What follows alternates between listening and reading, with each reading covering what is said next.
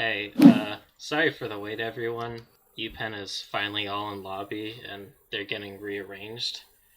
Uh, just for everyone in the audience, that UPenn is gonna lose 4 bans for being over 20 minutes late. But that's for game 1 only. So yeah, here the caster desk gets me in a crap, we're in game. Crap. Is that right? I forgot to get this set up. Okay, cool. This is right. Was it a good team? Yep. Okay, first ban gonna be the Sejuani. Target against free XP here. No surprise since Sejuani, even though she received nerfs, she's still considered really, really strong. Alright, well, I don't know how we're gonna have throwaway bans. I can't remember the last time that the game just lets you not ban without getting... I think in customs you can get away with it. Yeah. There you go. Yeah. I personally would prefer if they just had a, dummy ban so we could get through this quicker. Yeah, but it seems like we're gonna have to wait 25 seconds each time for this one. I think it was 20-some minutes they waited, so is that 4 bans? Yeah, they lose 4 bans. Also, the second ban from Rutgers is the Heimerdinger. Bad Juju, that's basically his main. He's been playing a lot of that so far this season. Heimer and Zoe. So they might just ban him out completely and he might not have anything else to play. Yeah, I don't know. It's kind of hard to decide because it's like when you're looking up someone, it's like, oh hey, they have 25 ranked games this season. They put 6 games in their most played champion. You're like, well, I don't know what to say. Alright, well J4, from the amount of games I've been seeing him in customs competitive wise, he is picked a lot, and I think it has a lot to do with the AoE factor and the ability of being able to gank easily. Mm-hmm. He did get a small nerf this patch, the -4 armor. I'm not sure how hard that affects his clear. Obviously, he's gonna take more damage. We are gonna see the Zac locked in. He has risen up in power with... Well, he's risen up because Sejuani and J4 both got nerfed, and they were both above him. Do you like the Zac? I mean, it's a really solid jungler right now, one of the top 3 arguably, and really safe blind picks, so I gotta say I enjoy it. We're gonna see Mini Dewey get his Tom Kench.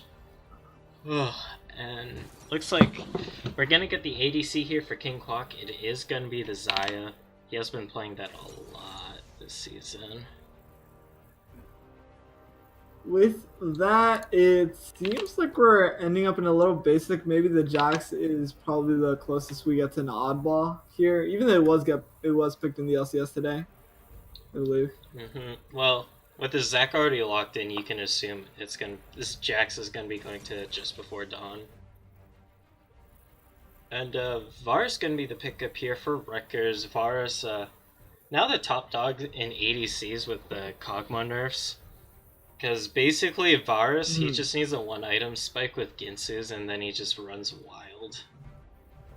So between the Xayah and the Varus, do you think who wins the matchups? I would say Varus, because Xayah, she is kind of semi-item reliant. Because she wants to get the Essence Reaver first, and then she wants an attack speed item with that just for the CDR and more crit. Whereas the Varus, he just wants the single attack speed item Ginsu's, and then after that it's just icing on the cake. You know? Do you think we're gonna see a Braum? I wouldn't be surprised because Braum has been pretty good recently. Well, Braum or Targ rather. Yeah, I'm pretty sure those are Alpha's top champs. Life is too short for fear. Oh, we do see a Lowy ban. I guess that must be targeted at Richie. Didn't know he played that. I haven't seen it. I wouldn't know how good Eli is performing right now in the current meta. Oriana, or the one and only Ben. I do know that like Alawi had one of the highest win rates as a top laner earlier in the season because she had just EU and it let her proc Klepto. And when I found that, I was like, what? Why is that an interaction? I will wait for you to be better. And Camille can be the final ban from Rutgers. No surprise, since Camille is one of the S tier champs for the top lane right now. She's the one viable bruiser. She can split push and has pretty decent team fighting. Malphite, alright. What are your thoughts on this Malphite? Oh, I really don't like Malphite, and I know for a fact Tom Kench is going support and not going top. So picking the Malphite is really risky when I'm really positive that Jax is going to go into that top lane. So he's in a very bad spot. I mean, how much can just before dawn on the Jax do to Richie on the Jax? Because Yeah, Malphite just gonna be stacking armor and attack speed slows. Yeah, you're right, but I feel like Jax is so good at bowling, and since it's a Malphite getting picked into the top lane, I feel like he's gonna struggle in the early game. And if the Zac is able to even just show up at that first few minutes within the game, Malphite's gonna fall very far behind. Even if he is able to get tanky, it's gonna take him till like mid game to actually show up. For sure. And we do see the Vladimir locked in. Vlad is he's been popping up a lot recently. Like some people were taking him as a counterpick to Gangplank, but from what I've seen, in my opinion, he's really strong in general right now. Just the ability, well, he really likes Unsealed Spellbook, just letting him swap between Ghost and Teleport, and even Ignite if he wants to, because he has some really nasty burst damage early. Alright, so Shyvana is going to go into the top lane? I think they're still swapping, yeah. Oh, okay, there. I was just like, what? Vigar, That. yeah. Vigar is going to be the response pick for UPenn. I don't know how that matchup works out. Oh, I don't know the names off memory yet, so. Yeah. No, I'm just honestly reading their summoner names. Okay. So, the Vigar was last picked, and how do you think the Vladimir does against the Vigar? Or how do you think Vigar performs at a competitive play? I honestly don't know because I don't play mid lane, and I'm kind of gold 4. Well, I peaked at gold 4 last season, so I'm not exactly the best at that. But I would say that Vigar does scale with the Vlad. Vlad, I know he has a really hard 2 or 3 item spec, I believe. And then after that, like, he still stays strong, he just doesn't scale as hard. Whereas Vigar will just keep continuously getting that AP and scaling. Granted, I'm still not entirely sure because I don't play mid lane. Well, we're going to go. We have those 2 minutes to talk about these matchups. And just looking at both these teams we have, we can't even see. No, I don't even know who's who. Rutgers is left. Pennsylvania is on the right side, and then we have Rutgers on the blue team. So, which team composition do you favor more? Just from, I'm kind of liking Rutgers more because they have the Zac engage, plus also they have the Varus and the Vladimir and the Tark, which are all pretty solid picks right now. Whereas, I'm looking at Pennsylvania. Penn's. Is it Uni of Penn? Or, University of Pennsylvania, yep. Yeah. I'm looking at how would you abbreviate that? U of Penn or U of P? UPenn? That's what they have. Cool. It's like, I'm looking at their team fight and it doesn't scale as well. Because the Malphite, he's going to go in and be really tanky, but after his initial combo, he doesn't have as much disruption. Like, his main utility after he ults will be smacking that E and slowing Andez's attack speed and just before Dawn's attack speed. Yeah, if we look at both these compositions, we can easily see that University of Pennsylvania is looking for those short scrimmages and to pick someone off. They have a lot of burst with the Viger or with the Malphite, being able to get these quick and short engages. On the other hand, they lack that consistent DPS that you just mentioned, while Rutgers Esports does have that. They have the consistent damage from Vladimir, from Varus, and possibly from Jax, depending on how well he does in the early game. Yeah, well, they might not be looking to teamfight as much if just before Dawn decides to go the split pushing route. Yeah, a lot of teams don't practice for that, and you don't realize that until you put them in that situation. But a lot of teams just play for that team fighting sort of scenario, and it just happens in like scrims that teams don't really show up to try to do that split push competition because teams aren't really playing to win; they're playing to practice. So when the split push competitions do show up, a lot of teams do have a lot of problems with it. But yeah, we are getting into the loading screen right now. I do like the Tom Kinch pickup, at least in the bot lane, because when the Varus goes to ulti, Mini Dewey can just gobble up King Kwok and nullify all of that. It's pretty nice. Yeah, Tom Kinch, I was a little doubtful, and I was considering it even as at the end, right? Where Xayah doesn't really need that Tom Kinch. But then I considered the fact that they picked a Viger, and having a Tom Kinch with the Viger is actually going to show up to be pretty good, considering that Viger is really bad at escapes once he puts his cage. Oh, you know what my favorite thing about this new patch is? We can finally see Keystones and Spectate. Oh, I love it. Please. Just no more guessing game like, oh, yep, there was the fleet proc. That's what he took again. Maybe he has that, you know? Yeah. Too bad we can't see secondary trees. Alright. Well, gonna have myself on the directed camera. Oh, crap, I'm on manual camera. What? I don't know. You know that thing where you go to camera and it doesn't change? Kinda? Yeah. Yeah. It's like, it says manual camera, and then I go to it and it's like, oh yeah, it's directed camera. It's like, no, it's not. We do see a 4-man stack so far here from Rutgers. I don't think Richie is going to spot him out. Richie, a little too far on that tri-bush. They're just warding up. They want to see where the jungler is going to start because they want to have that advantage in the top lane. Oh, they're going to check the tri-bush, and Jackson's going to go around. Richie is going to spot this, but he's in a bad spot. Oh, he wasn't even looking at his screen. He's going to flash. He's going to get dazzled, and it's going to be a first blood. And it goes to just before dawn on the Jax, which is pretty scary. You don't want that Jax ramping up.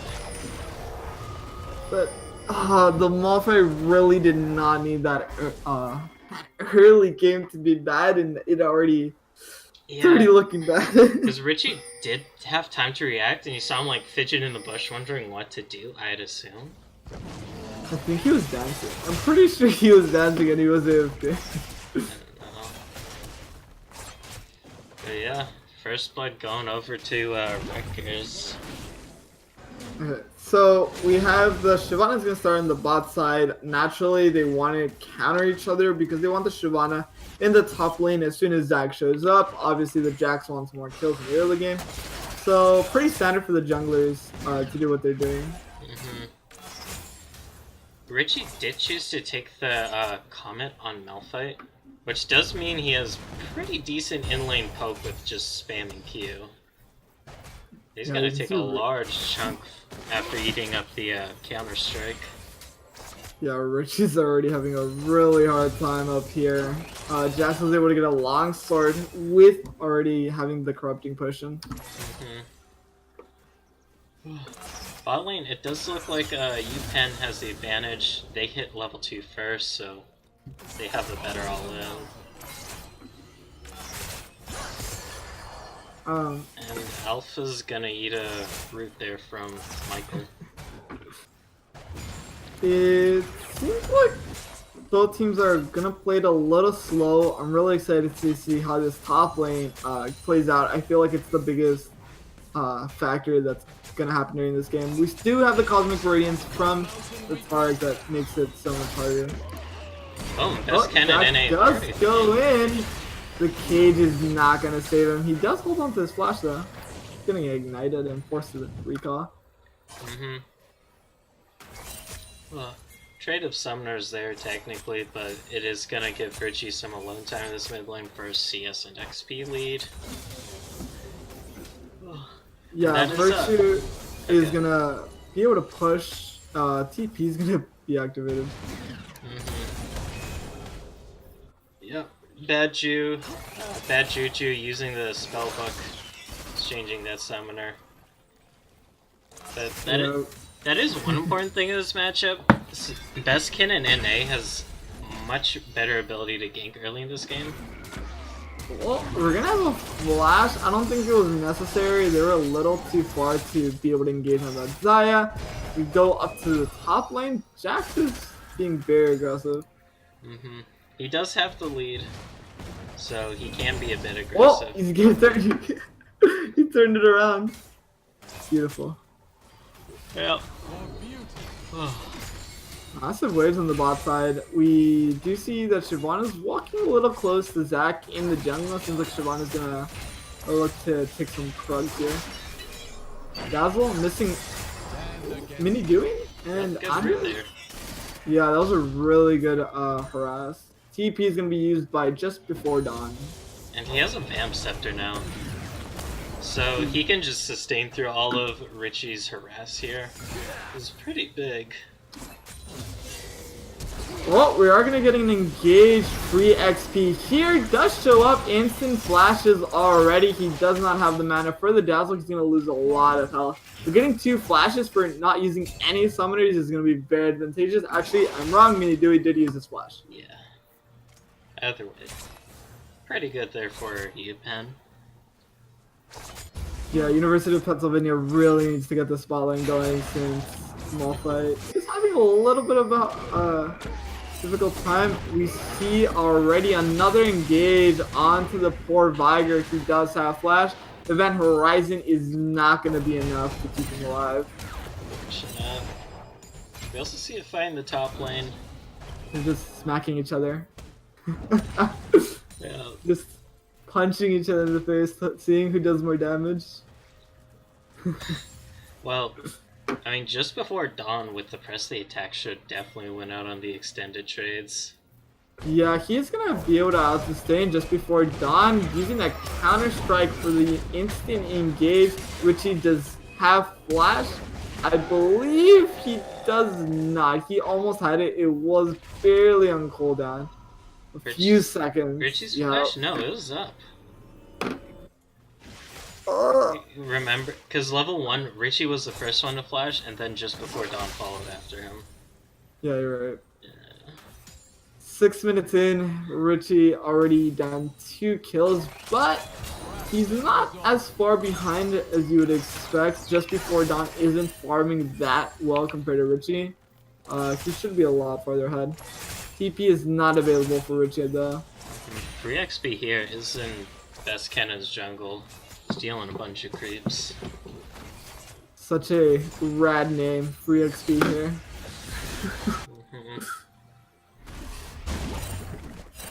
Bot lane is roaming up for Yeah, they Rutgers. want that Juju. How do we allow these names into? God, that Juju, Jesus Christ. I mean, I've seen worse names. You're right. You're very right. Like, I played a few ARMs last week with some guy called, like, 9-inch penis. He was just, like, trolling all game. Yeah, connects. Tom Kent's gonna be forced to devour the Michael Cock. God damn it. Yeah, I'm just calling him Michael. God, like Michael, why couldn't you just call yourself Michael? I mean, technically it's Quack. Clock. You're right. It could technically be Quack, but I doubt his intention. Probably not.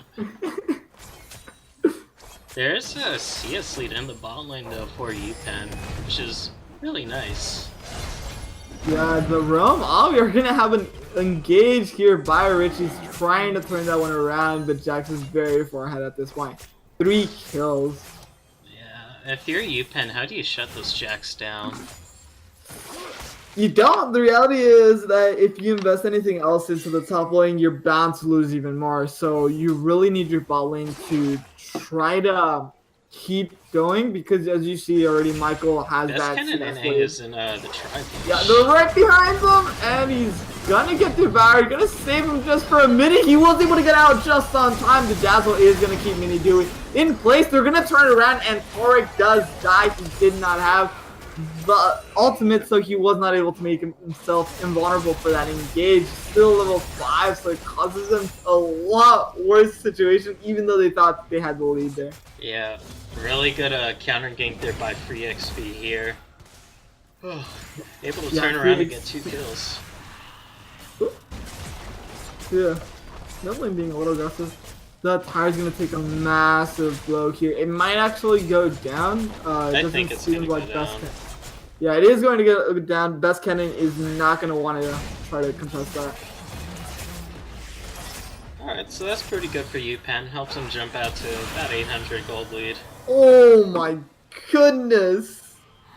Oh, bad! It actually uses his clockwork and is able to stay alive. Beautiful save right there. The stopwatch, my bad. Yeah. You see the lane swap coming out from Rutgers though, and Best Cannon NA is meant to help Richie push this into the tower. So while Bad Juju does get out, he is at about a 20 CS deficit, and his tower is taking a big hit. Yeah, it's not going to fall since Free XP here is going to show up, going to be able to push these guys up the tower. But taking half health is not the best trade you want. Andes is actually on the top. I didn't see the rotation. Yeah. They're both bot lanes actually rotated appropriately. I'm glad Zaya was able to spot that one on time and go to the top side. Malphite is gonna be in a, I feel like he's gonna be in a safer position since Jax is not gonna have a tower, so he's gonna have to play it a little safer. Yet I still wouldn't invest a lot of resources on the Malphite. I still think that going into the top lane, and we have Best Cannon showing up, trying to get onto Mini Dewey. We also see the ultimate from Varus trying to look for something. They are going to turn it around. We have the Cosmic Radiance that's going to give them that security, and it seems like they're going to both back off from each other, respecting both teams' damage. That's another gank Best Cannon NA attempts, but 3 XP is just right around the corner with his ulti. Ooh. A lot of poke right there. A lot of harass.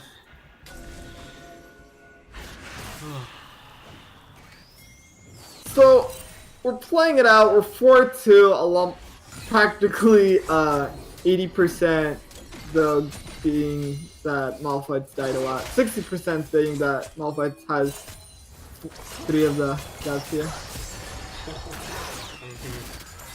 And Virtue has completed his Hextech protocol, right? Yeah. Oh no, The he's dragon was taken. Free XP did get the Cloud Drake, luckily, and Zach got nothing for it and did use his flash there, so it was a really bad trade. just before Dawn might be in some trouble here. Nah, he's gonna get out. There's Michael being very aggressive. Mini Dewey trying to get that flash to try to get that last proc and devour alphas, but he's not gonna get it. It does cast Alpha's flash though, which is nice. You don't have to worry about him flash E-ing in.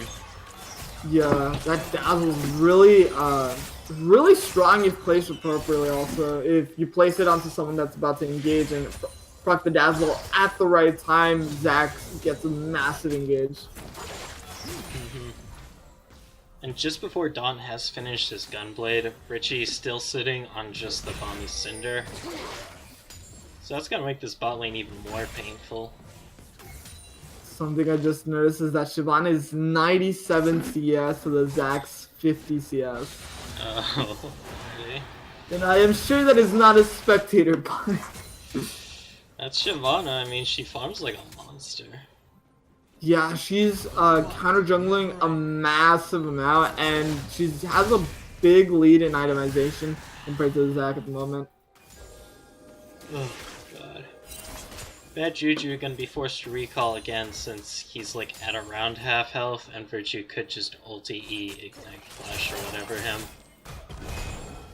That'd probably kill him. Well, the Counter-Strike is activated and gets the stun. Richie's still trying to survive. He's gonna turn around onto just before dawn. He is trying to run away, not sure what the Flash was intending to do, but he is going to fall. Minidui now out of position. He's looking for a spot to use his ultimate. It seems like he's going to activate it, but he's going to get hit, so it's going to cancel it. The Dazzle is going to be activated to keep him in place. Not really necessary. Minidui is going to go down. Alphas does get ignited, but he's going to stay alive with that 100 health. Barely, though. It Hey, took a lot of time to kill that Tahm Kench. I did not expect the Targ to fall so low. Yeah. Ugh, both ADCs completing their first item here. 3XP gonna get a good chunk on best Ken and NA. Oh, that stopwatch holding back, able to save him. Richie, why'd you pick Malphite? Unstoppable force, being so strong and unstoppable. But when someone has that stopwatch, it's nearly impossible. To be fair, Richie probably has ultimate hat. So every time he does use it, it does go lower. Or he might have gone a mana flow band. We'll never know. Until after the game. Yeah, or if you just go to some game tracking. Oh god, game tracking site. Michael is up 30 CS, although that lead should shrink now that it's smacking into tower. Yeah, Michael, while he does not have the full 30 CS, that he still does have a very strong CS lead. I think it's a little natural. The Varus, while he is very strong, he lacks that capability of being able to escape. He does not have the Devour from the Tahm Kench, and I think the Tahm Kench has been helping out a lot to get the CS lead. Yeah, but in terms of the ADCs, I would say Andaz is stronger right now since he is on his Golden Ginsu spike. Whereas Michael, he only has the Essence Reaver, sitting on 30% crit, which is a little unreliable. Yeah. Because if Andaz is just constantly autoing minions and always has 8 stacks of Ginsus or 6 stacks, I forget, then that makes his all-ins really scary. So on the timing, Best Kennen actually getting a little chase here from Free XP here. He knows that Vladimir is pushed close to his tower, so being a little aggressive. Very good pressure from the Shyvana. The CS lead is growing even more. We have Free XP here showing up. Dragon's Descent is going to run into the Dazzle. Not what they want. Cosmic Radiance does proc. They are going to able to devour the bears, bring them back into the fight. But Jax does show up. Counter-Strike is going to keep the Shyvana under the tower, and no escape is available. Virtue does show up. He's trying to do some damage, but this Tahm Kench is very, very tanky. The Dazzle, very good Dazzle onto Minidui. He's in a bad spot, but we have the Unstoppable Force and the Zaya's Featherstorm showing up. They have a lot of ultimates being used, and we're going to see another engage here under this tower. That's most likely what's going to happen. Though the wave is kind of getting cleared pretty quickly. Okay, they decided against it. The tower was pretty low. Actually, no, it was half health. But they decided against it. But a really good fight for both teams, to be honest. We do have the Infernal Dragon popping up in about 20 seconds here. Both teams gonna really want that. I imagine there should be some fighting around it. Or maybe Free XP here just runs down right now and sneaks it. Who knows? You see, the issue with like his name being Free XP here is that I thought you were gonna say how free the dragon was, but instead you said his name, and I was like, oh. Yeah. just before Dawn is top without his TP when this dragon is coming up. So maybe PENN can force this, although it looks like Richie's going to respond. Free XP here, it does go on to Andes. He seems like he's struggling a lot, but his heart does show up and is able to shield him up. Andes' Chain of Corruption just coming up now. Oh, it was still taken by the Zaya. Very lucky thing for the University of Pennsylvania to happen. Bad Juju is in a bad spot. The Devourer is available. He is able to spit him out and use the Blast Flank to escape. Man, 1 Q and 1 W onto Andes chunked him. But now, yeah, Rutgers rotating mid, wanting to get some damage on that mid tower. Best Cannon NA just hanging out in the wings, hoping to jump on someone, it seems. 18 minutes and 39 seconds into this game, and while they're down in kills, you have University of Pennsylvania with the advantage in the Dragon, and they're only 100 gold behind. Thanks, Richie. Yeah.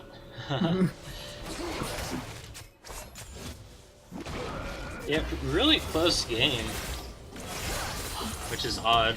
Usually, the games can be a little more snowbally. Free XP is soloing the Herald.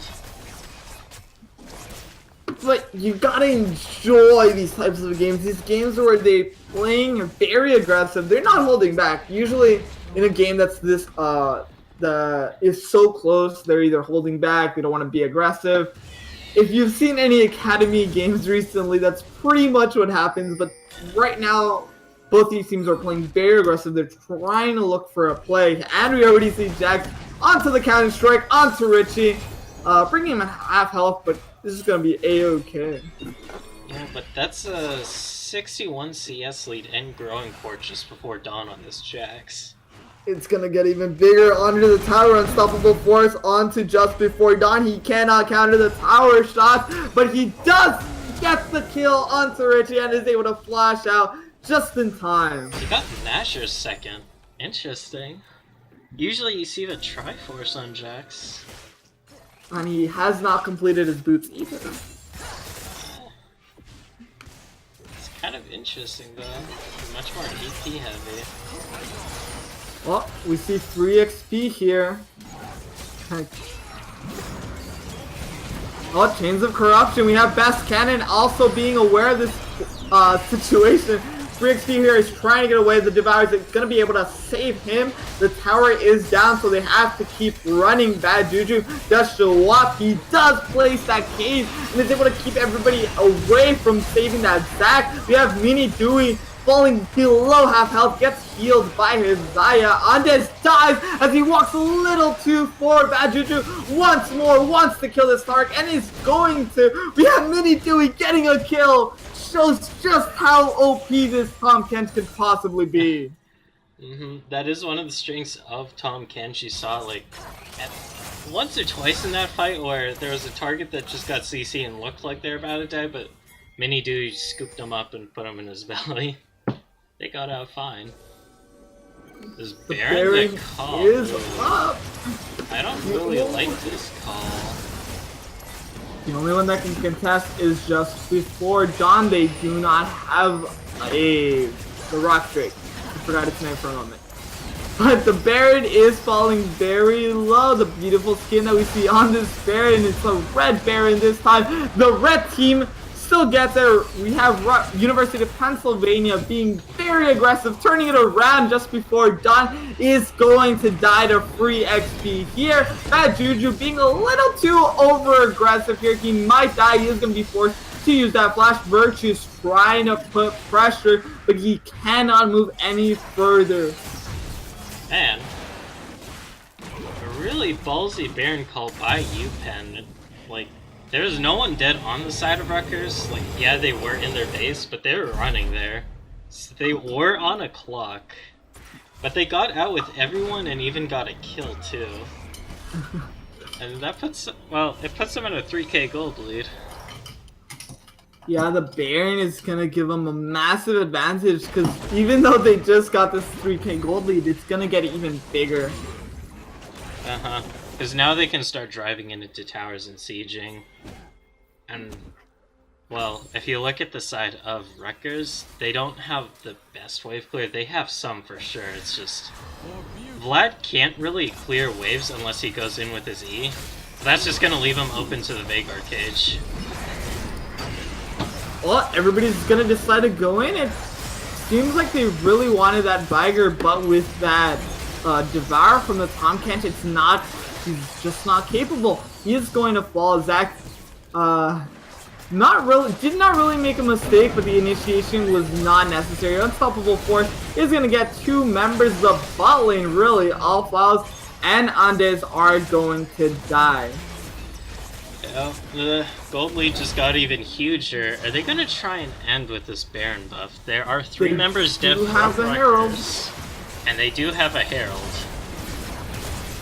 In he goes! We might see the Herald dance here just before dawn. He's trying to use that counter strike to keep everybody stunned, but he is going to die. Bad Juju does get ulted by the Vladimir. It's not really going to do enough. Vladimir now flashing away. Best cannon here.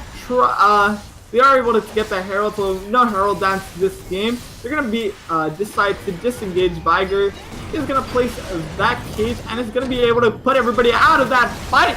But we have the Devour keeping Bad Juju safe from that Zac engage. Tom Kent is going to have to die for that last bounce. The Dazzle is going to get free XP here. Virtue does get slowed down by the Malphite, so the engage is stopped. Yeah. Maybe a little too overeager there from UPenn, since it is only 24 minutes and death timers are fairly low. And that is going to give Rutgers a free 5th dragon here, which they are going to enjoy. Especially on that split pushing chance. Yeah, 24 minutes in and things are looking grim. While they did get a Mountain Drake, I'm not sure it's going to be able to save them. Yeah. One small gripe I do have with Michael's build here, I would like to see an Executioner's Calling just to help with Virtue and just before Dawn's healing in team fights. It'd come in pretty handy for nullifying that stuff. Well, we're going to have to wait and see if he decides to build, I would say, appropriately. Considering what you just mentioned, free XP here is going to get engaged on, but he does not get the counter strike activated onto him. Shyvana knows that she cannot win that fight anymore. Free XP here is trying to run, and he's not going to be able to. Well, hard to outrun a Jax. Massive engage here, Zach, knowing that they had a small advantage here with that 4v4, but Virtue is too overconfident. The Varus does die. Seems like Rutgers lose a lot more than what they bargained for. Alpha's, I don't know if he had his ulti yet for that fight, but he went down and it looks like it's out. Really unfortunate. Because you have to imagine, if that ulti went off, Rutgers would be in much, much better position. Zach still wants to keep the pressure up. They are going to be able to get Bad Juju. All of them get hit by the Let's Bounce. But even under the tower, Best Cannon cannot do much. Just before Dawn is waiting for his CDs, he's getting that counter strike. Finally, he's going to jump on the Zaya, but is going to get instantly flashed by Michael. During that whole time, the members did respawn, but if you look at Wrecker's base, they just lost another Nexus tower. And they just lost another member as well. Best Cannon dying and Mini Dewey. My bad, Mini Dewey died. Not Best Cannon. He had died earlier. But we are now seeing about an 8k gold lead for the side of UPenn, which is kind of just rocketed up ever since they got the Baron. Because if you remember, just before the Baron is like, what, a few hundred gold towards this side of Rutgers? But now the game's just in UPenn's hands. Let's hope they bring it back. They're from the side of Rutgers. they really just have to get one good team fight and hope that the Baron spawns within that 1 minute. But considering how smart University of Pennsylvania has been playing, they know for a fact that they can probably either win the game right now or they can decide to go for Baron and win once they have it.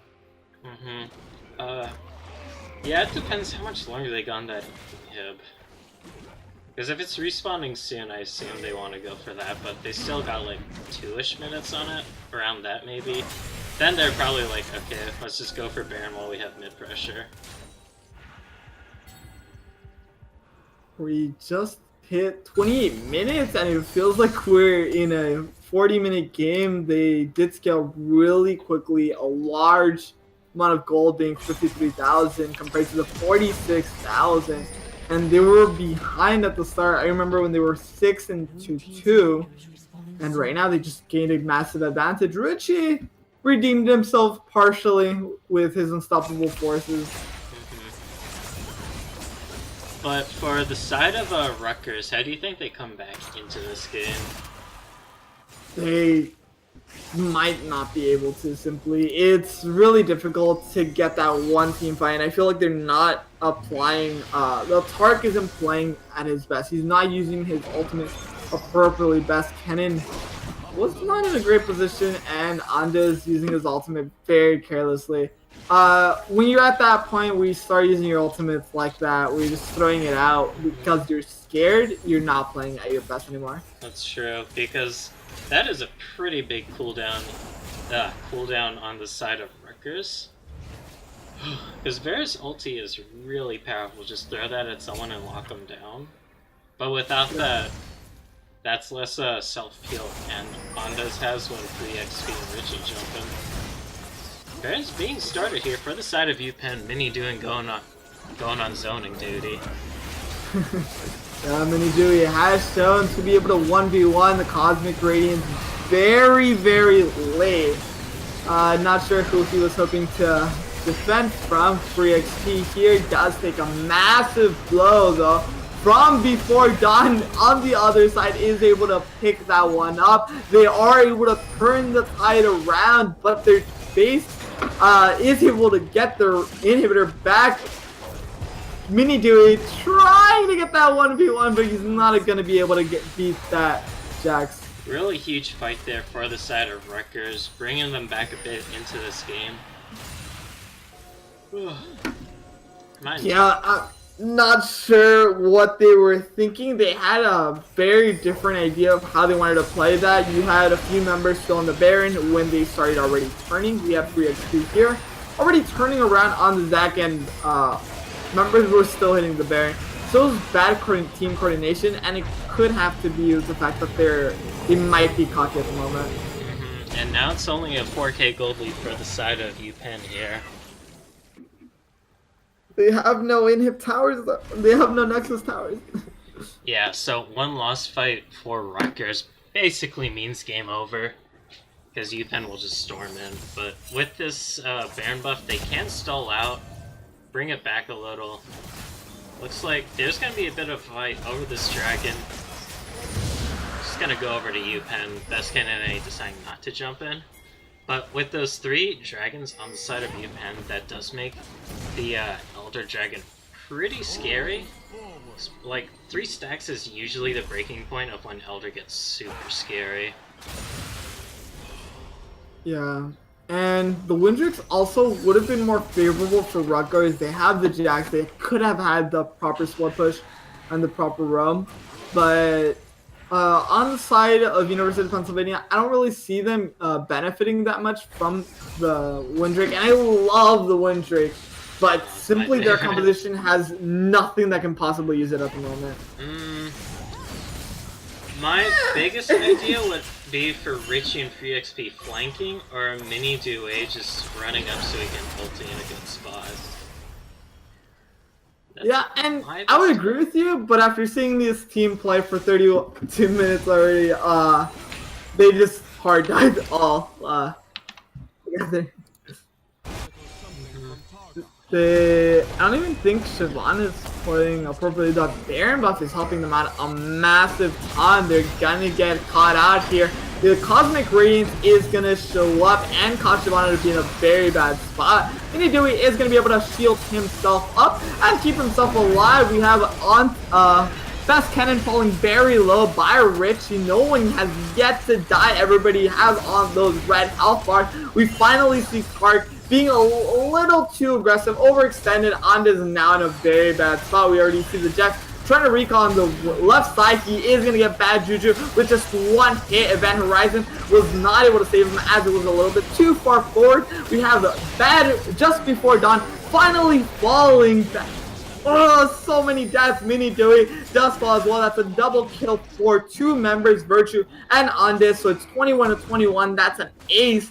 And the CDs are 35 seconds of the least.